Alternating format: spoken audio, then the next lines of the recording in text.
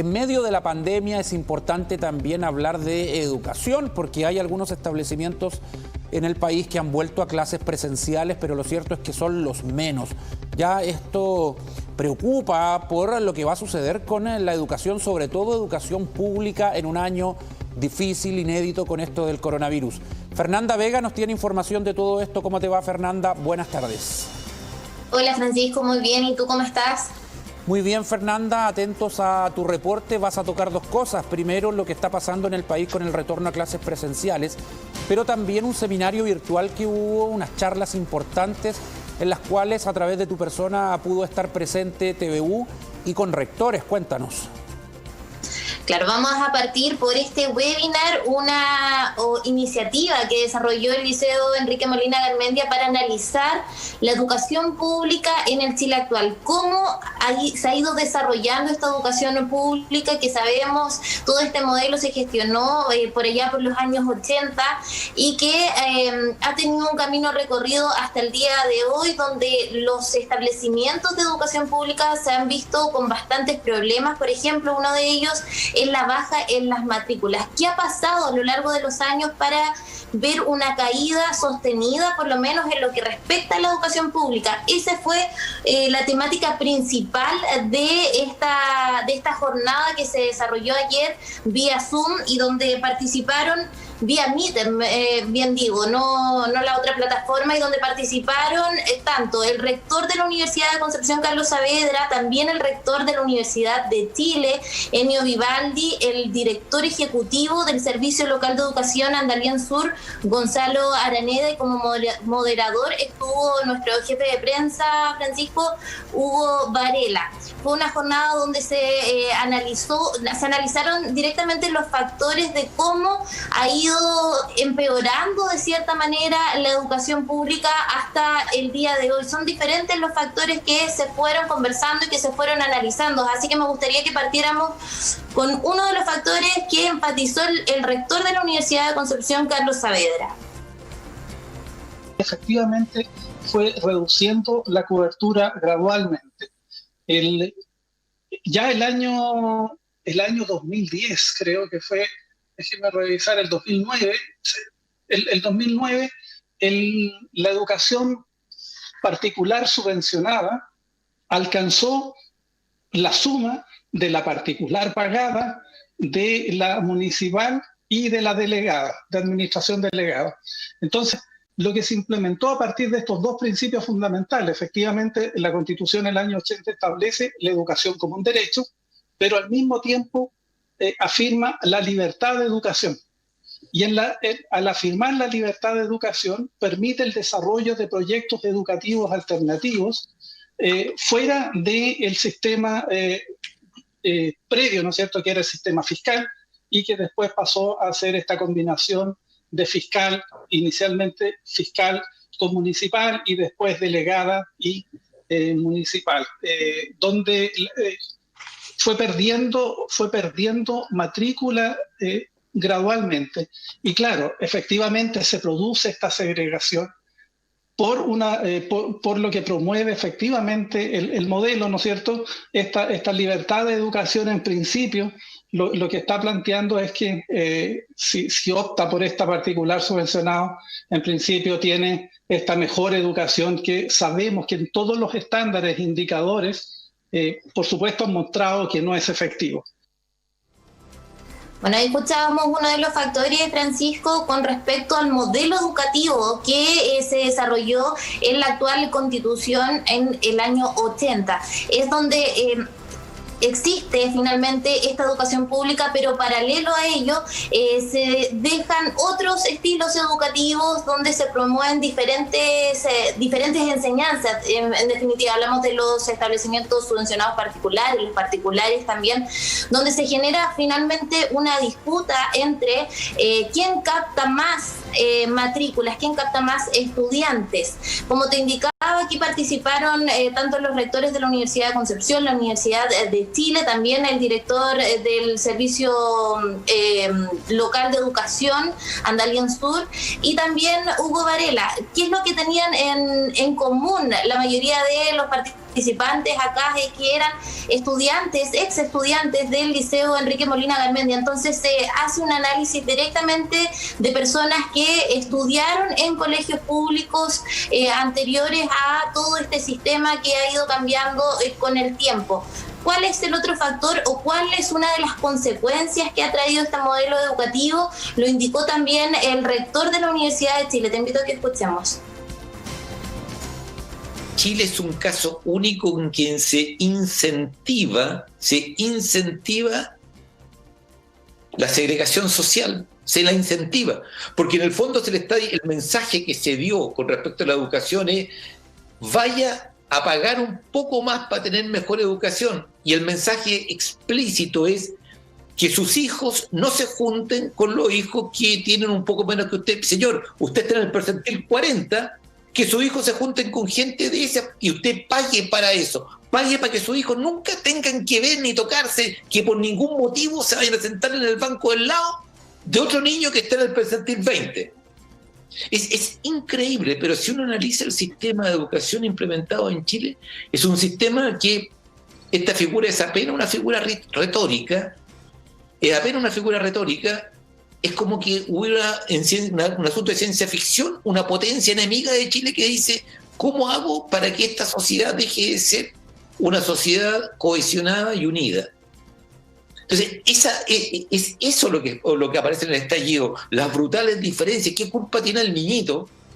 Que a lo mejor es un Neftalí Reyes, o la niñita que a lo mejor es una Lucila Godoy, que no lo va a hacer nunca un Neruda ni una Mistral, porque le estamos negando la posibilidad a ellos como personas, que esa es la base de la educación pública, la oportunidad de verdad al individuo, que el individuo se desarrolle como individuo, como persona en todo su potencial, y a la vez que el país se enriquezca con el aporte mejor de cada uno de nosotros. Bueno, ahí escuchábamos una de las consecuencias entonces de esta educación que tenemos actualmente en nuestro país, la segregación, la separación tanto de los estudiantes, que se busca finalmente o se tiene una cultura, Francisco, con respecto a que si se paga, uno puede optar a una mejor educación. En esta jornada se entregaron incluso algunas vivencias, algunas experiencias también, que indicaban que anteriormente los estudiantes compartían con alumnos o sus pares de diferentes estratos sociales. Podían ser compañeros, por ejemplo, del panadero, del carnicero, del hijo del dueño de una empresa. Entonces se iban generando experiencias diferentes y complementaban evidentemente la educación que les entregaban en los establecimientos. Ahora ocurre algo al revés, algo que no se relaciona a las vivencias pasadas, sino que existe una segregación social que estaría afectando directamente al desarrollo de los estudiantes. ¿Qué es lo que ha pasado en el último tiempo? Este año, por lo menos acá en nuestra zona, Francisco, a principios de 2020, se instala directamente el Servicio Local de Educación Andalién Sur. Es decir, pasan los establecimientos tanto de Concepción, Chiguayante, Florida, Hualqui, de una administración municipal a tener una administración directamente del Estado. Esto está evidentemente en proceso. Yo creo que una de las críticas que se ha hecho directamente a que si apunta a mejorar la calidad de la educación que se entrega en los establecimientos públicos. Todo esto estaría en un proceso de gestión, de análisis de cómo poder ir implementando nuevos mecanismos. Sobre eso le preguntamos también, Francisco, al director ejecutivo del Servicio Local de Educación Andalién Sur, y te invito a que escuchemos qué es lo que nos respondió. Hemos estado en proceso de diagnóstico, alineación de los instrumentos de planificación para dar respuesta precisamente a eso, a cómo en los diferentes aspectos y ámbitos, cuando hablamos de calidad, hablamos de aquella calidad integral que algo nos mencionaba el rector Saavedra, y que de alguna u otra manera busca primero ayudar principalmente a aquellos establecimientos que han estado con rendimientos y con indicadores de desarrollo personal y social bastante bajos también, con foco en aquellos establecimientos que hoy día, desde el punto de vista de las mediciones, que son los instrumentos que tenemos disponibles para tomar decisiones, podemos podemos realizar. Por lo tanto, hoy día estamos en la etapa de planificación. En paralelo a ello, hemos estado trabajando en contingencia. Nosotros generamos como servicio local una compresión curricular antes que el Ministerio de Educación trabajara y nos hiciera llegar la compresión curricular a través de la unidad de currículum y evaluación. Por lo tanto, desde el punto de vista curricular, nosotros desde abril partimos trabajando la compresión con los profesores del territorio y efectivamente quedó de manifiesto en esto de que de los 17.000 estudiantes que tiene Andarién Sur, cerca de 8.000 estudiantes al primer mes de diagnosticada esta situación de pandemia tenían dificultades de conexión de diferentes tipos.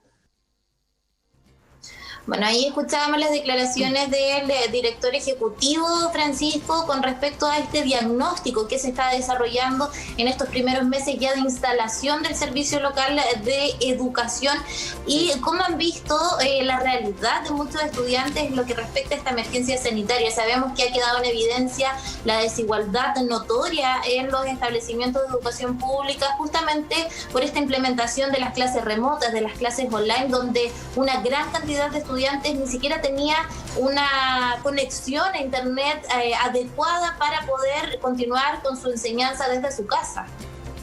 Sí, este es un fenómeno que preocupa. A ver, importante este webinar, este encuentro digital donde participaron entre otros los rectores de la Universidad de Concepción, de la Universidad de Chile, nuestro jefe de prensa, Hugo Varela, también un hombre que estudió en establecimientos públicos, Fernanda, porque acá todos los gobiernos tienen que hacerse responsables de que la educación pública esté en crisis.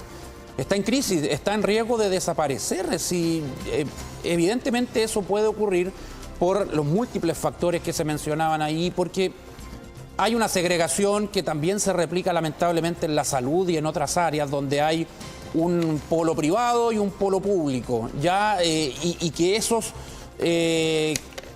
espacios se encuentren, confluyan, se hace muy difícil. Y los esfuerzos que se hacen para cambiar esa situación entran en polémica. Por ejemplo, en una comuna muy conocida de Santiago donde quieren instalar a gente de comunas vulnerables en una comuna de gente de clase alta y eso ha provocado protestas porque evidentemente la gente está acostumbrada a compartir con gente que comparta, valga la redundancia, su estrato social, y eso no puede ser. O sea, para tener un país mucho más integrado esto tiene que cambiar, y ahí está el punto de la baja en las matrículas. Y como la gente tiene un poder adquisitivo en los últimos años que no tenía hace 15, 20 años atrás, ¿qué hace una familia, un papá con una mamá? Si pueden y tienen el dinero para colocar a su hijo en un establecimiento particular, lo van a hacer. Y no es culpa de ellos también, claro. Lo van a hacer, Fernanda, porque encuentran que en un colegio particular o particular subvencionado tienen mejores condiciones de infraestructura, de tecnología, instalaciones, mobiliario, en fin, cosa que avanza lento, al parecer, en la educación pública, donde todavía vemos esos problemas y hay colegios que después del terremoto, Fernanda, todavía no se han reconstruido. Claro, vemos entonces, Pancho, que la educación pública al parecer ha quedado a un lado o no ha estado en el centro de las prioridades. Es por eso que se genera, y es lo que indicaban también los rectores, se genera una cultura que ha ido aumentando con el tiempo, al parecer, de que los colegios municipales, los colegios ahora públicos, no son buenos, y es por eso que habría que pagar para que los estudiantes tengan una mejor educación, una mejor calidad educativa. Una situación que antes no ocurría, porque habían establecimientos públicos que tenían un arraigo mucho más directo con la ciudadanía.